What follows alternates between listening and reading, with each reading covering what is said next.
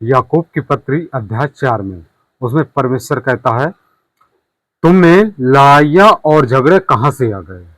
परमेश्वर हमको सिखाता है कि तुम में लड़ाइयाँ और झगड़े कहाँ से आ गए, क्योंकि मसीह में जो है वो कभी किसी से झगड़ा नहीं कर सकता, किसी का विरोध नहीं कर सकता, किसी से बैर नहीं कर सकता, क्योंकि परमेश्वर हमको प्रेम सिखाता है, बैर नहीं। इसलिए परमेश्वर का वचन कहता है कि तुम में लड़ाइयाँ और झगड़े कहाँ से आ गए, कौन लाया तुम्हारे बीच में। आगे वचन क्या कहता है, क्या उन सुख विलासों से नहीं जो तुम्हारे अंगों में लड़ते और भिड़ते हैं। क्या उन सुख और विलासों से नहीं है जो हमारे अंगों में लड़ते और भिड़ते हैं। जिस शरीर के अनुसार से हम जीवन बिताते हैं, परमेश्वर हमको कहता है कि क्या उन अंगों से नहीं है, शरीर के अंगों से नहीं है जो लड़े, बीच में लड़ाइयाँ और झगड़े नहीं होना चाहिए। परमेश्वर हमको प्रेम सिखाता है, तो फिर हम में ये लड़ाई और झगड़ा कहाँ से आ गया, कौन लाया झगड़ा। परमेश्वर तो हमको प्रेम सिखाया है, तो हमारे बीच में झगड़ा लाने वाला कौन है। हम इसी बात को समझ नहीं पाते, और शैतान है जो हमारे बीच में भाई और बहनों के शरीर में रह करके हमारे अंदर ऐसे लड़ाई और झगड़ा कराता रहता है, और हम उस बात से अनजान रहते हैं। हम सोचते हैं कि अरे मेरे भाई है, मेरे बहन है जो हमसे झगड़ा कर रहा, परंतु नहीं, यह सत्य नहीं है। सत्य यह है कि वो शरीर की आड़ में होकर के वो शैतान हमसे झगड़ा कराता है, ताकि हम परमेश्वर की सच्चाई पर ना पहुंच सके, उस पर ना चल पाए। इसलिए वो हमको तोड़ना चाहता है, और इस बात को हम समझ नहीं पाते हैं। इसलिए हमको आत्मा की परख होनी चाहिए। आत्मा हमसे क्या कहता है, हमसे क्या कराना चाहता है, आत्मा की परख होना चाहिए। आगे वचन क्या कहता है, तुम लालसा रखते हो और तुम्हें मिलता नहीं। तुम लालसा रखते हो, तुम्हें मिलता नहीं है। क्यों? क्योंकि तुम्हारे मन में एक गंदी सोच रहती है कि बगल वाला भाई ऐसे कार लिया है, घर बना लिया है, बहुत सी दौलत है, और मुझे नहीं मिल रही है। चाहत तो है, पर कर्म नहीं करना चाहते हम लोग। जब कर्म नहीं करेंगे तो फिर कैसे मिलेगा, नहीं मिलेगा। इसलिए हमें उस लालसा को मार देना है जो हमारे अंदर में अधर्म का विरोध करती है। हमको सत्य की ओर चलना पड़ेगा। परमेश्वर सत्य है, और सत्य जीवन और मार्ग तीनों ही होते हैं। हमें इस बात को यकीन करना पड़ेगा। और वचन कहता है, इसलिए तुम हत्या करते हो, इसलिए तुम हत्या करते हो क्योंकि तुम्हें मिलता नहीं है। पता लगे तुम्हारे पास खाने के लिए पैसे नहीं है, और तुम काम करना नहीं चाहते हो, और काम नहीं करना चाहते हो, तुम्हारे पास पैसा आएगा कहाँ से। इसलिए पता है, कहीं रास्ते में कोई मुसाफिर जा रहा होता है, और उसको देख करके तुम्हारे मन में ये लालसा आती है कि इसके पास बहुत धन है, बहुत दौलत है, और उसको तुम क्या करते हो, उसको मार देते हो, लूट लेते हो, गाली गलौज करते हो। तो ये सब कौन कराता है हमारे अंदर रह करके, ये कराने वाला कौन है। हमको इसी बात को सोचना पड़ेगा। हम लोग जान नहीं पाते। आगे वचन क्या कहता है, तुम डाह करते हो और कुछ प्राप्त नहीं कर पाते। ईर्षा, क्रोध, डाह, जलन, ये सब करते हैं, पर हमको वो वस्तु प्राप्त नहीं होती है, वो मिलती नहीं है जिसकी चर्चा हम करते हैं, जिसको हम लेना चाहते हैं, वो हमको मिलती नहीं है। इसलिए मेरे प्रिय भाई और बहनों, ऐसा नहीं होना चाहिए। हमारे बीच में लड़ाई और झगड़ा नहीं होना चाहिए। हमें परमेश्वर प्रेम सिखाता है, तो हमारे अंदर प्रेम ही होना चाहिए। हम किसी के प्रति गलत भावनाओं को नहीं अंदर रहना देते, नहीं रहना चाहिए, क्योंकि परमेश्वर ये सब चीजों से घृणा करता है, और हमें ये सब चीज पसंद नहीं है। तुम लड़ते हो और झगड़ते और लड़ते हो, तुम्हें इसलिए नहीं मिलता कि मांगते नहीं। हमें इसलिए नहीं मिलता कि हम मांगते नहीं हैं, क्योंकि वचन हमें सिखाता है, परमेश्वर का वचन कहता है मांगोगे तो तुम्हें दिया जाएगा, और ढूंढोगे तो तुम पाओगे, और खटखटाओगे तो तुम्हारे वास्ते खोला जाएगा।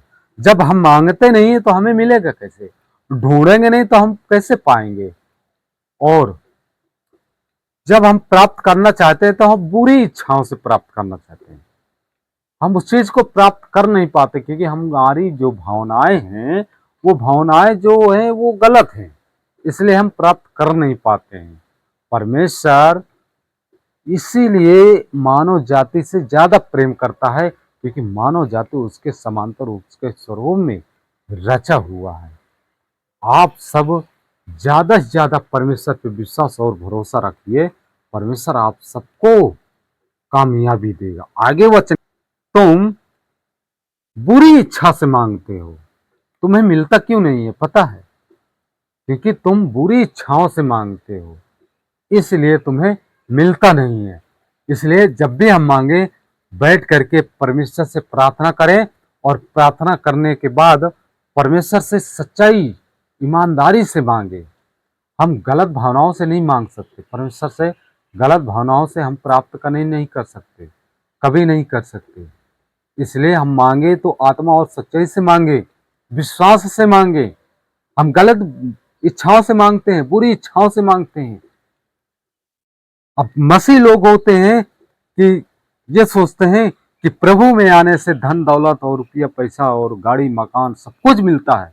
ऐसा नहीं है कि सब कुछ मिलता है, वो आपकी इच्छाओं के ऊपर मिलता है, आपकी सोच के ऊपर मिलता है, आपके चाल चलन के ऊपर मिलता है। परमेश्वर हर एक आदमी को चाल चलन के अनुसार उसका प्रतिफल देने वाला है परमेश्वर, ताकि अपने भोग विलास में उड़ा दो। हे व्यभिचारियों, क्या तुम नहीं जानती कि संसार से मित्रता करनी परमेश्वर से बैर करना है? परमेश्वर कहता है तुम इसलिए बुरी इच्छाओं से मांगते हो कि उससे तुम बेमतलब में उड़ा दो, ऐसे ही उड़ा दो।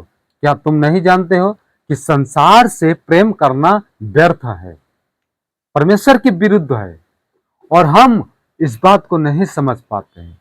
परमेश्वर हमेशा आपको सच्चाई की ओर ले जाना चाहता है, परमेश्वर आपको सच्चाई पे चलाना चाहता है। क्या आप सच्चाई पे नहीं चलना चाहते? परमेश्वर आपके जीवन में बहुत बड़ा काम करने वाला है। यीशु के नाम से बहुत बहुत धन्यवाद करते हैं। आगे परमेश्वर कहता है, अतः जो कोई संसार का मित्र होना चाहता है वो अपने आप को परमेश्वर से बैरी बनाता है। जो मसीह भाई बहन जो संसार से मित्रता करना चाहता है वो परमेश्वर से बैरी बनाता है, परमेश्वर उसको दूर कर देगा। तो इसलिए हमें ज्यादा से ज्यादा परमेश्वर से प्रेम करना है, संसार से नहीं। क्योंकि यदि संसार तुमसे प्रेम करता तो तुम्हें तुम्हारा विरोध नहीं करता, वो परमेश्वर के वचन को कभी विरोध नहीं करता। यदि संसार तुमको प्रेम करता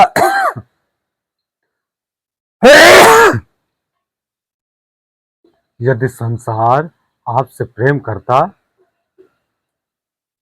तो वो अपने बीच में रखता, परंतु परमेश्वर ने संसार से अलग कर लिया, संसार से चुन लिया है, इसलिए आप संसार के नहीं हैं।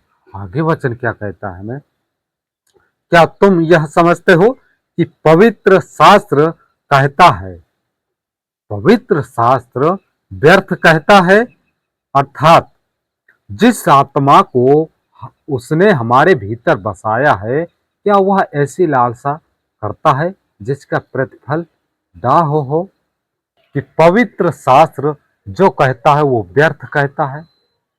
क्या परमेश्वर की आत्मा ऐसी डाह का लालसा करता है? नहीं करता है। इसलिए हमारे प्रभु यीशु मसीह ने वचन में कहा है कि तुमने मुझे नहीं चुना, परंतु मैंने तुम्हें जगत से चुन लिया और तुम्हें नियुक्त किया ताकि तुम फल लाओ और वो फल तुम्हारा सदा बना रहे। आज परमेश्वर ने हमको संसार से अलग किया, हम संसार के नहीं हैं। जब संसार से परमेश्वर ने हमको अलग कर लिया, तो आज हमारा विरोध परमेश्वर की ओर से नहीं, परंतु शैतान की ओर से शैतान ही कर रहा है मनुष्य में होकर के, और हम इस बात को नहीं समझ पाते हैं।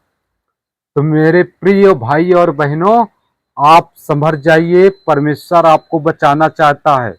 आप परमेश्वर के मंदिर हो, परमेश्वर का आत्मा तुम में वास करता है। परमेश्वर का वचन कहता है, जो कोई मेरे मंदिर को नाश करेगा, परमेश्वर का आत्मा उसे नाश कर देगा, क्योंकि परमेश्वर का मंदिर पवित्र है और वो हम सब हैं। तो आप ज्यादा से ज्यादा परमेश्वर के साथ चलिए, परमेश्वर के वचन पर विश्वास करिए। परमेश्वर आपके जीवन में बहुतायत का जीवन देना चाहता है। परमेश्वर आपको हर बीमारी, हर बाधाओं से दूर रखना चाहता है। क्या आप दूर नहीं होना चाहते? क्या आप इस सच्चाई को जानना नहीं चाहते हो? जानना चाहते हो, पर आपको शैतान नहीं जाने देता है।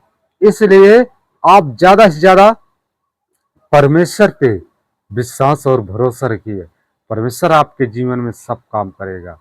मेरे प्रिय भाई और बहनों, हमें देखना चाहिए कि यीशु मसीह कोई पाप अपराध नहीं किया था, कोई पापी नहीं था।